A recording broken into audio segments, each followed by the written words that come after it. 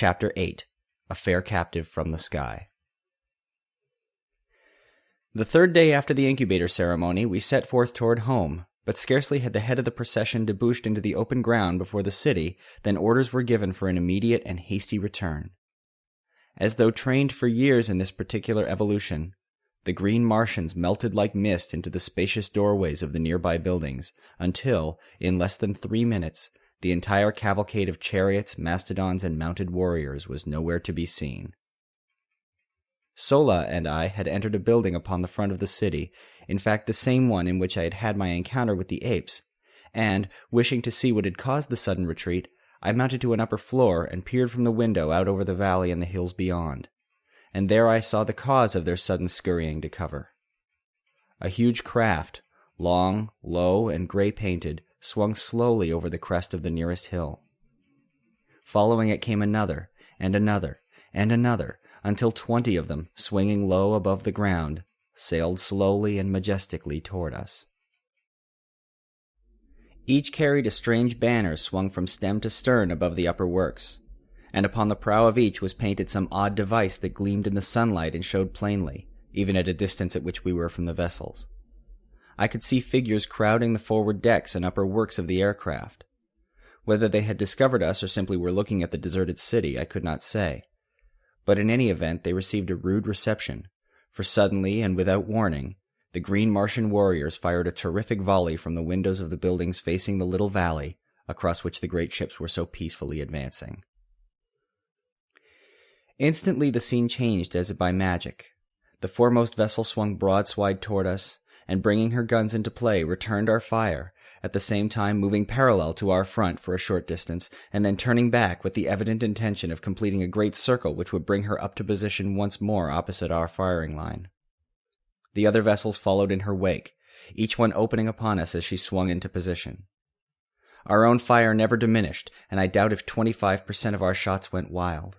It had never been given to me to see such deadly accuracy of aim, and it seemed as though a little figure on one of the craft dropped at the explosion of each bullet, while the banners and upper works dissolved in spurts of flame as the irresistible projectiles of our warriors mowed through them. The fire from the vessels was most ineffectual, owing, as I afterward learned, to the unexpected suddenness of the first volley, which caught the ship's crews entirely unprepared and the sighting apparatus of the guns unprotected from the deadly aim of our warriors.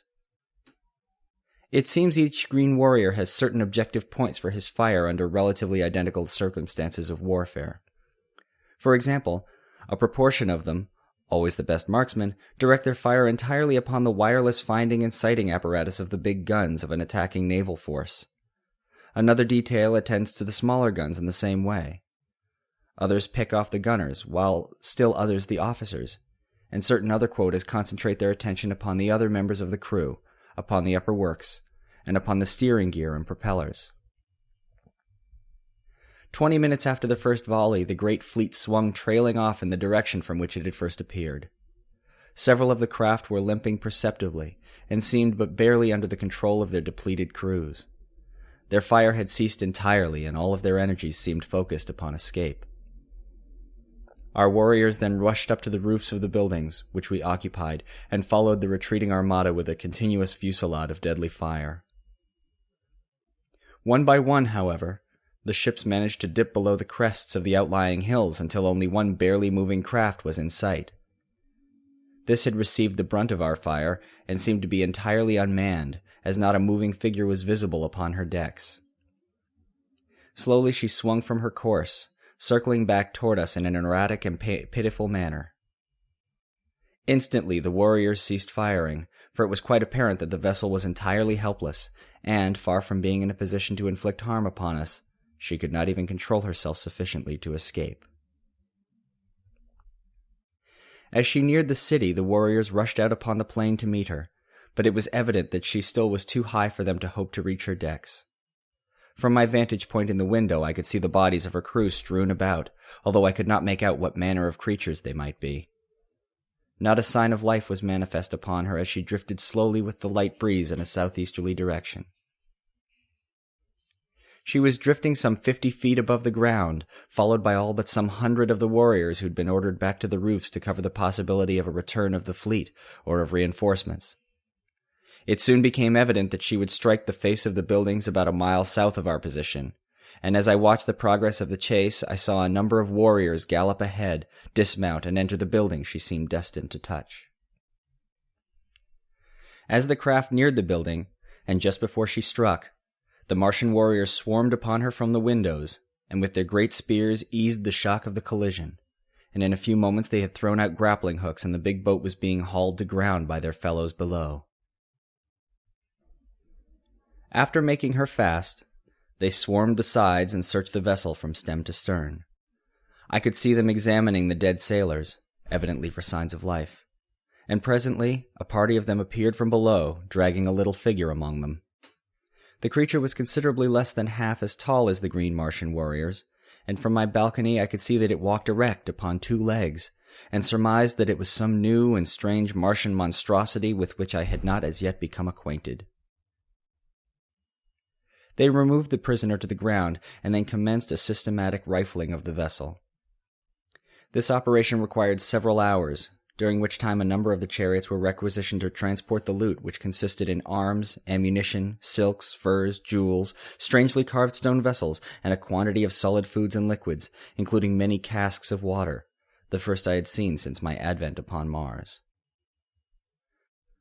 After the last load had been removed, the warriors made lines fast to the craft and towed her far out into the valley in a southwesterly direction. A few of them then boarded her and were busily engaged in what appeared, from my distant position, as the emptying of the contents of various carboys upon the dead bodies of the sailors and over the decks and works of the vessel. This operation concluded, they hastily clambered over her sides, sliding down the guy ropes to the ground. The last warrior to leave the deck turned and threw something back upon the vessel, waiting an instant to note the outcome of his act. As a faint spurt of flame rose from the point where the missile struck, he swung over the side and was quickly upon the ground. Scarcely had he alighted than the guy ropes were simultaneously released, and the great warship, lightened by the removal of the loot, soared majestically into the air, her decks and upper works a mass of roaring flames. Slowly, as she drifted to the southeast, rising higher and higher as the flames ate away her wooden parts and diminished the weight upon her. Ascending to the roof of the building, I watched her for hours, until finally she was lost in the dim vistas of the distance. The sight was awe-inspiring in the extreme as one contemplated this mighty floating funeral pyre, drifting unguided and unmanned through the lonely wastes of the Martian heavens, a derelict of death and destruction, typifying the life story of these strange and ferocious creatures into whose unfriendly hands fate had carried it. Much depressed, and to me unaccountably so, I slowly descended to the street. The scene I had witnessed seemed to mark the defeat and annihilation of the forces of a kindred people, rather than the routing by our green warriors of a horde of similar though unfriendly creatures. I could not fathom the seeming hallucination, nor could I free myself from it.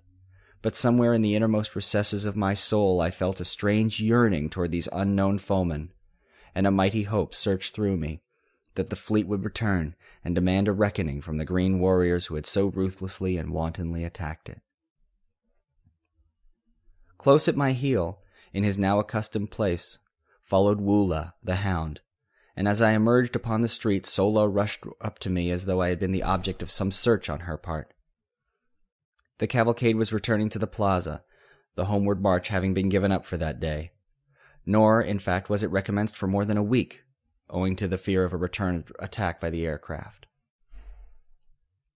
Lorquas Tomel was too astute an old warrior to be caught upon the open plains with a caravan of chariots and children, and so we remained at the deserted city until the danger seemed past.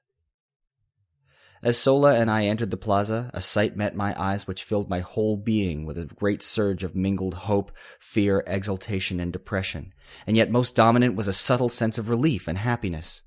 For just as we neared the throng of Martians, I caught a glimpse of the prisoner from the battlecraft, who was being roughly dragged into a nearby building by a couple of green Martian females. And the sight which met my eyes was that of a slender, girlish figure, similar in every detail to the earthly women of my past life. She did not see me at first, but just as she was disappearing through the portal of the building which was to be her prison, she turned, and her eyes met mine. Her face was oval and beautiful in the extreme. Her every feature was finely chiseled and exquisite, her eyes large and lustrous, and her head surmounted by a mass of coal-black waving hair caught loosely into a strange yet becoming coiffure.